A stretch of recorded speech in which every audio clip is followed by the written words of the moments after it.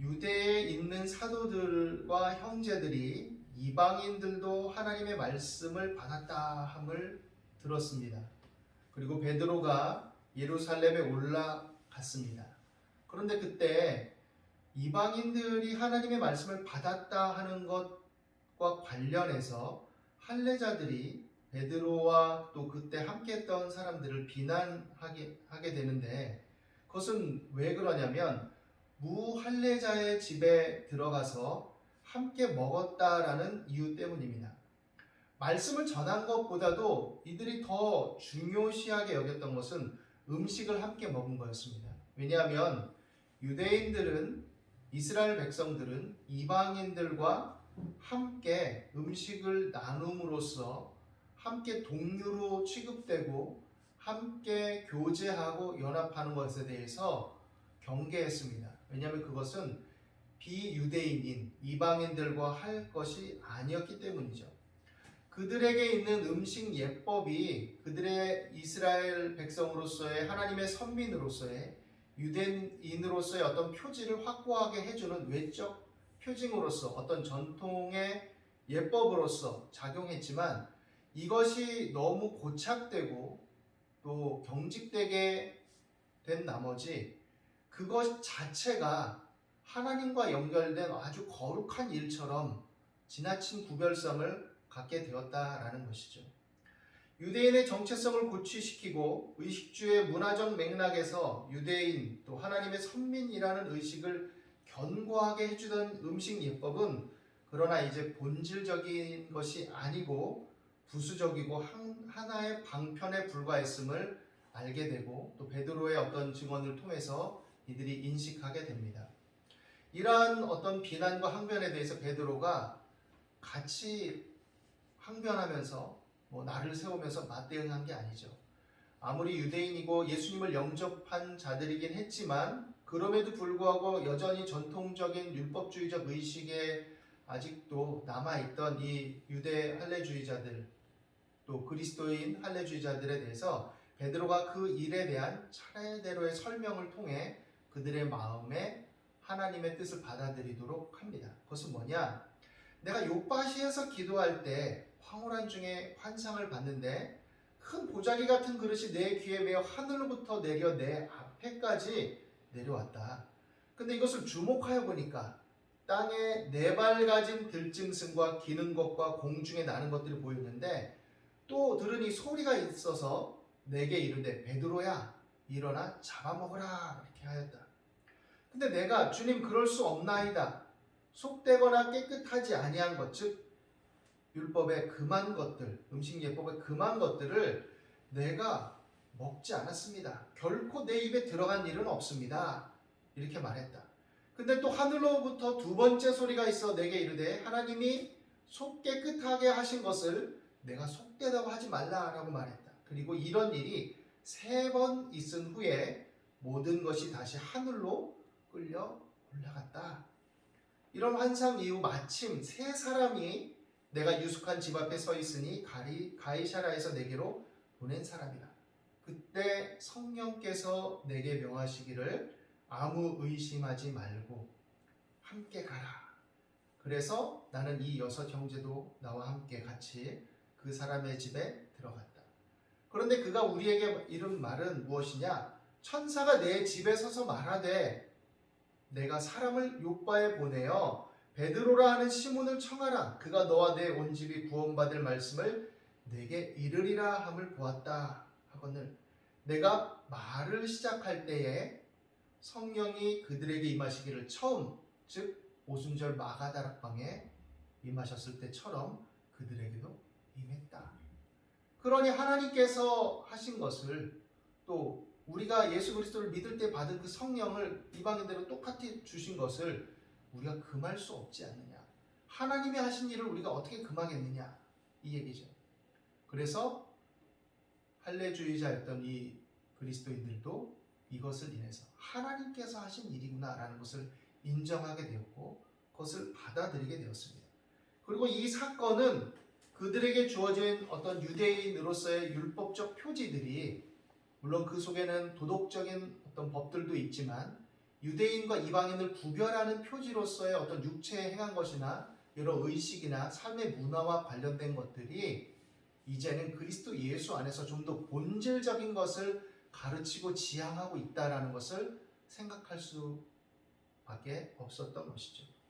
그들이 이방인들과 접하고 또 세상에 살면서 유대인으로서의 집단적 공동체적 표지를 갖기 위해서 할례를 명하시기도 했고, 음식 예법을 통해서 그들이 먹고 마시는 것조차도 구별되어서 그들이 집단적인 문화를 통해서 하나님의 백성이요 하나님의 택한 공동체라는 의식들을 추구하며 살도록 하신 이유는 무엇이냐? 그 육체의 예법들만 열심히 지키면 된다는 뜻이 아니라 그것을 통해서 하나님께서 말씀하신 본질적인 의미들을 추구하는 자들로서의 정체성을 확고히 하라라는 그 의미였던 것이죠. 그런데 주객이 전도되어서 이제 겉으로 드러나는 의식과 육체적인 예법만을 행하면 하나님의 백성으로서의 의무와 어떤 책임을 다한 것 마냥 착각하는 경지에 이르렀던 것을 일깨워주는 것이다라고 말할 수도 있을 것입니다. 하나님의 법과 하나님의 뜻을 따라 살아가는 것 안에서 도구와 방편들은 굉장히 중요하죠. 조직과 또 문화 이런 것들이 본질을 위해서 필요합니다. 그런데 그것들이 오히려 주객이 전도되어서 본질적인 것들을 압도해버리고 그 의미를 상실하게 만든다면 여기서 뭔가 잘못됐다라는 것을 생각해야 되죠. 물론 역으로 본질을 잘 지키기 위해서 제도와 방편과 어떤 도구들이 필요합니다. 체제를 잘 이루어 나가는 것들이 필요하죠. 교회도 마찬가지입니다. 교회가 건물이 때로는 필요하고 장소가 필요하고 때로는 모인 사람들을 위해서 여러 어떤 제도적인 것들을 구별하고 또 어떤 방편들을 만들고 어떤 조직들을 형성하고 어떤 육신적인 훈련들을 하는 것, 이것들은 다 필요한 일이죠. 그런데 그것들 자체가 본질적인 것은 아닐 수 있다는 것을 알아야 됩니다. 그것 자체가 하나님을 섬기고 하나님의 뜻을 따라 인격화된 삶을 추구하고 하나님을 사랑하는 것을 이웃과의 관계 속에 드러내는 것과 반드시 똑같이 동등하게 연결되어 있지 않을 수 있다는 것을 생각해야 됩니다. 교회 외적 조직과 어떤 문화적인 것에 충실하고 또 충성하고 있으면서도 긴밀하게 연결되어 있으면서도 실제적인 삶에 있어서는 전혀 하나님의 뜻과 무관하고 하나님의 말씀의 본질들을 녹여내서 살아나가지 못할 수 있다는 것을 우리는 생각해 보아야 되는 것이죠. 그렇기 때문에 우리는 항상 하나님의 말씀 안에서 이 모든 것들이 어떤 방식으로 어떤 기제로 작동하고 있느냐라는 것들을 생각해야 됩니다. 그렇지 않으면 우리도 하나님의 자녀다, 그리스도인이다라는 어떤 외적인 표지들, 성경을 딱 아끼고 사랑하는 마음으로 들고 다니는 것 좋은 것이죠. 그러나 그 외적 행위들, 그리고 어떤 일을 위한 어떤 조직을 위한 외적인 충성들, 교회를 깨끗하게 청소하고 봉사에 참여하고 또 여러 가지 조직에 들어가서 열심히 일을 하고 이런 것들 다 좋은 것이지만 그것들 자체가 본질적인 것을 뛰어넘어 버릴 수도 있다는 것을 생각해야 됩니다. 때로는 하나님을 섬긴다는 것을 빙자해서 이웃과 친지에게 때로는 가까운 사람들에게 내가 폐를 끼치고 잘못을 범할 수도 있다는 것들도 생각해 보아야 되는 것이죠. 유대인의 정체성과 이스라엘 백성으로서의 어떤 선민 의식과 긴밀하게 관련되어 있는 것은 물론 믿음의 조상 아브라함으로부터 비롯해서 우리가 설명할 수 있지만 특별히 이스라엘이라는 칭호를 부여받았던 야곱의 삶과 관련해서도 생각해 볼 수 있을 것입니다. 왜냐하면 정체성적인 연결 속에서 이스라엘이라는 하나님과 겨루어 이긴 자라는 그 칭호 속에는 아주 깊은 의미가 담겨 있기 때문이죠. 야곱은 하나님께 택함 받은 사람입니다.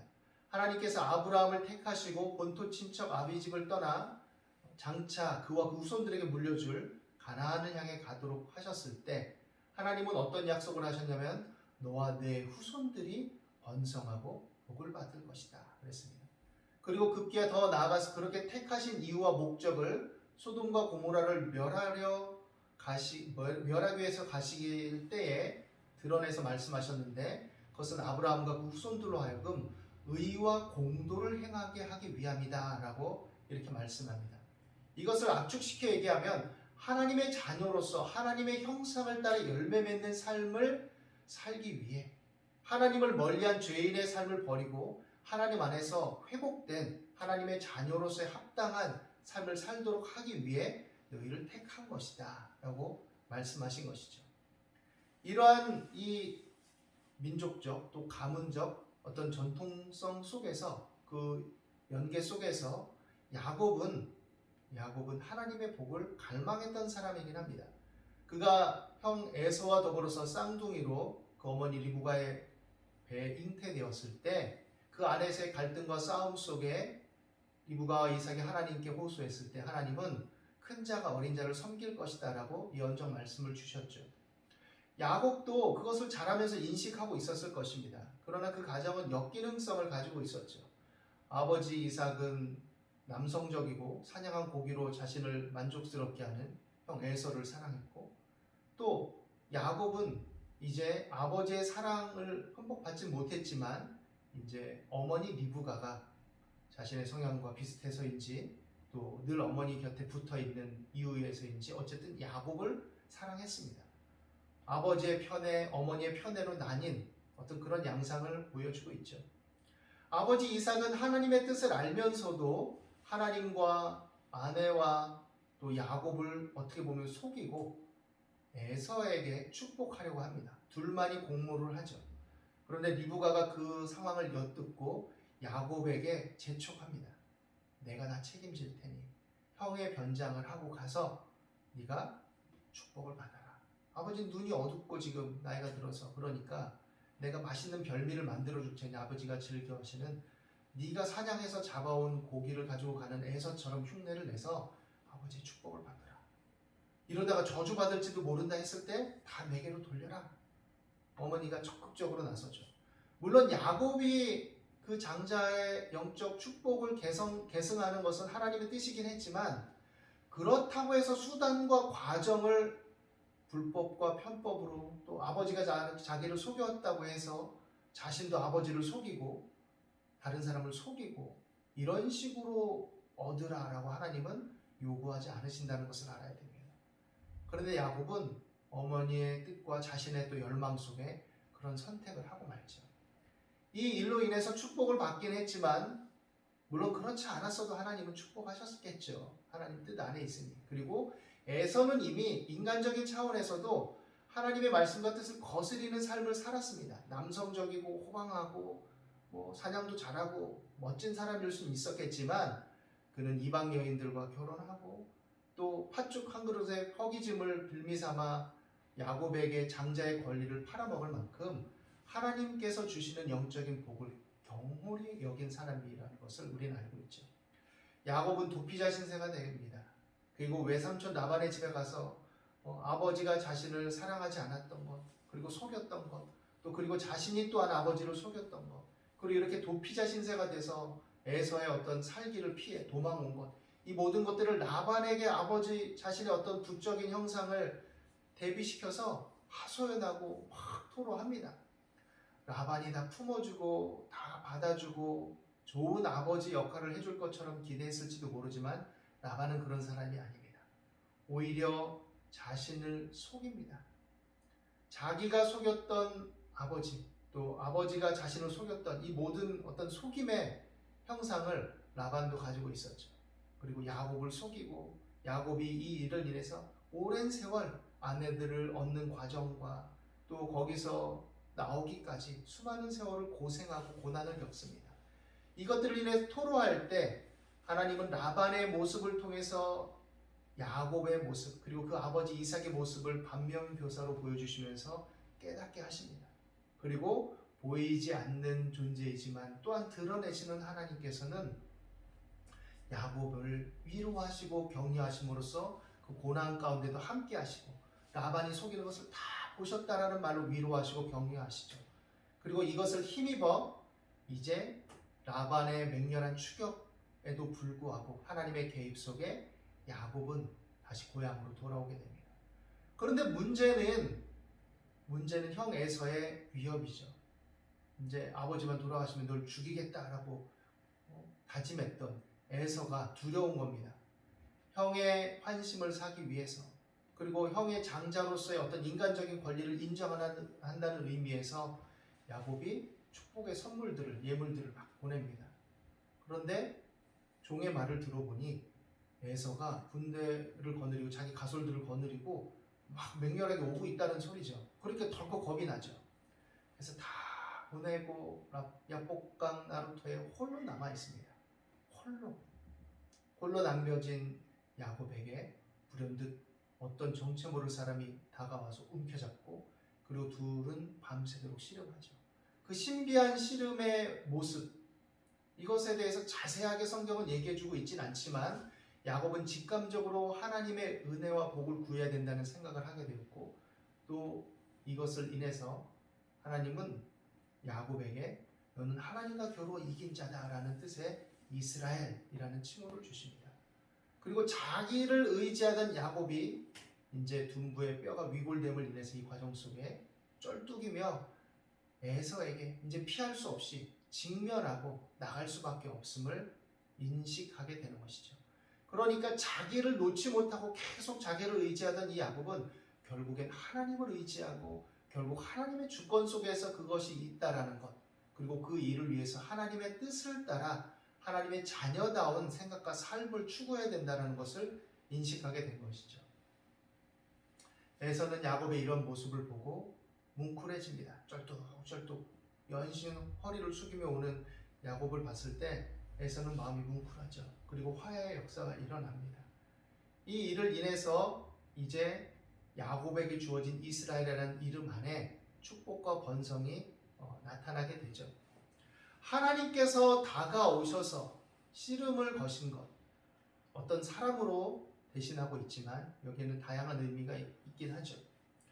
있지만 야곱이 자신만을 의지하고 끝까지 홀로 남아서도 자신이 어떻게 해야 될까를 궁리하는 이 모습 속에 있을 때 하나님은 그에게 씨름을 걸어 오신 겁니다. 그리고 그를 내려놓게 하신 것이죠. 이것은 우리에게 주는 의미가 무엇이냐? 아무리 선민이라도, 아무리 하나님의 자녀임을 자부한다 할지라도 하나님의 백성답지 못할 때, 잘못할 때 하나님은 그의 삶의 여러 정황들을 놔두시는 겁니다. 그리고 그 놔둠을 통해서 그로 겪어내게 하시고, 심은 것을 거두는 것들을 통해서 자신이 잘못 심은 것들에 대한 결과와 그 의미들을 생각하게 하시고, 또 다른 사람들과의 관계성 속에서 그것이 어떤 반향을 일으키는지를 직면하게 하시죠.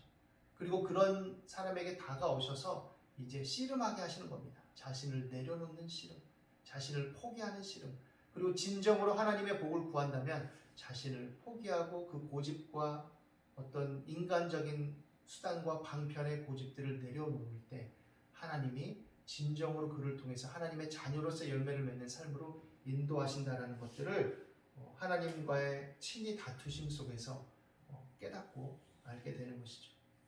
그리고 그 두 번째로 그 속에서 자신을 의존하던 것을 내리고 하나님을 보고 하나님을 향해 나아갈 때 하나님과 겨루 이긴 자라는 칭호를 얻고 그에 합당한 삶으로 인도함을 받는다는 사실입니다. 오늘 이 사도의 행전의 말씀 속에서 이것이 예루살렘의 어떤 교회의 보고와 회의 속에 이루어진 내용들을 담고 있는 것이긴 하지만 유대인들이 예수님 당시에도, 또 예수님께서 십자가를 지시고 죽으시고 부활하신 이후에도 여전히 그들이 고수하던 전통적인 의식과 집착을 내려놓지 못하는 그 상황들을 보면서 우리가 기억해야 될 것은 하나님의 자녀로서의 살아가는 삶이 그 정체성을 확고하게 해준다고 생각했던 여러 방편과 수단들이 오히려 하나님을 바르게 믿고 섬기는데 장애가 되고 문제가 될 수도 있다는 것들에 대해서 깊이 인식하고 깨달아야 된다는 사실입니다. 그리고 하나님이 진정으로 원하시는 것이 무엇인지, 왜 예수님께서 십자가를 지셨는지, 그것을 통해서 우리에게 요구하시는 것은 무엇인지를 다시금 되짚어 봐야 된다는 것이죠. 그리고 성령 안에서 이제 이 모든 것들을 초월해서 진정한 정체성의 의미가 하나님을 내 안에 모시고 내 자체가 하나님의 몸된 성전으로서 하나님의 선하시고 기뻐하시고 온전하신 뜻을 좇아 살도록 부름받고 요구되었다라는 것이죠. 이것은 이제 유대인이나 이방인이나 즉 모든 사람, 모든 인종, 모든 환경 상황을 초월해서 누구에게나 동등하게 공의 임할 하나님의 은혜임을 말하고 있는 것이고, 또 의와 공도를 행하기를 원하시는 하나님의 역사하심이다라는 것을 생각해야 됩니다. 모든 인간은 하나님의 형상을 닮았다라고 얘기합니다. 물론 죄와 허물로 오염되어서 그 형상이 오염된 어떤 측면들을 가지고 있지만, 그럼에도 불구하고 하나님의 형상을 따라 창조된 기본적인 특질들, 인격성들, 존재성들, 다른 피조물과 구별된 어떤 구별성들을 가지고 있는 것이고, 그러한 존재들인 인간들을 하나님은 끝까지 사랑하시고 긍휼히 여기심으로써 그들의 실존의 삶에, 우리의 실존적인 삶에 개입하셔서 역사하시고 이끄시는 하나님이라는 것을 알아야 됩니다. 그리고 이제 그리스도 예수 안에 있는 생명의 성령의 법 안에서 우리에게 다가오신 그 하나님은 그에 합당한 믿음의 삶으로, 하나님의 자녀다운 삶의 자유함으로 인도하고 계시다라는 것을 생각해야 할 것이죠.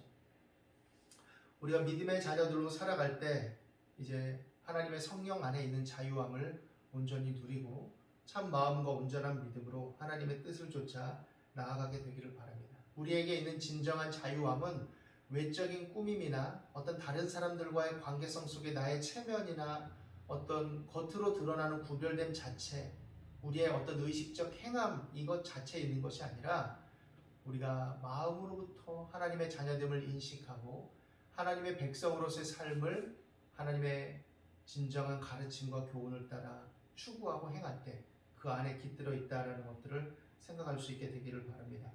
오늘 이 말씀 안에서 하나님의 은혜와 사랑 안에 더욱더 견고한 믿음으로 서 나가는 저와 여러분이 되시기를 예수님의 이름으로 축원합니다. 기도하겠습니다. 하나님, 그리스도 예수 안에 있는 생명의 성령의 법이 우리 안에서 하나님을 믿고 따르는 그 기쁨과 자유함을 더욱 누리는 것이 될 수 있도록 인도하여 주옵소서. 참 마음과 온전한 믿음으로 하나님 주신 자유와 기쁨을 누리며 성령을 좇아 행하며 주의 말씀을 따라 기쁨으로 살아가게 도와 주시옵소서. 우리에게 주신 이 자유함으로 인하여서 경직되고 또 어떤 틀과 비본질적인 것에 얽매인 삶이 아니라 하나님 주신 자유함을 온전히 누리고 드러내는 삶이 될 수 있도록 주야로 주님을 묵상하고 주의 뜻을 쫓아가는 저희들이 될 수 있도록 인도하여 주옵소서. 함께 하심을 감사하며 예수 그리스도 이름으로 기도드립니다.